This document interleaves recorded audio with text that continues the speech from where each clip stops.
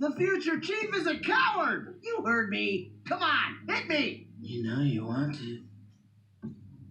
Fine. But remember, you wanted this. Ah! What'd you do that for? Ah, hold on, I gotta take it.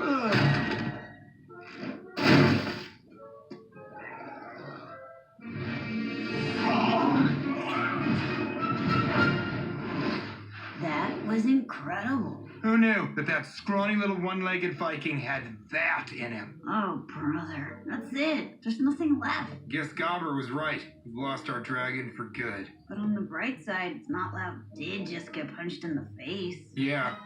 If only I could enjoy it. Mom, Dad, Hiccup punched me. I'm really thirsty. Clubhouse, now. And get him some ice.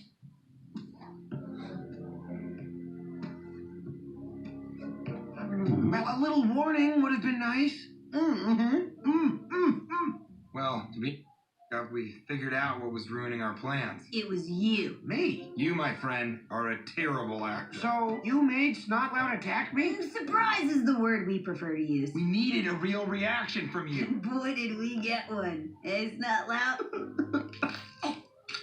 That's my tooth. Unfortunately, we weren't expecting Thor's mighty hammer to meet Snoutlout's paper jaw. Ah! So, okay, you do realize if Barf and Belch had actually tried to save me, Snoutlout would have been roasted alive. Yeah, we took that into account in our risk assessment. Oh, this situation has gotten way out of hand. Please, Hiccup, you've got to help us. We're completely lost without our dragon. We have nothing to live for. Don't you understand? We will get you your dragon back. But you two have to stop. Stop your plans, stop your schemes, okay? I'm gonna figure this out.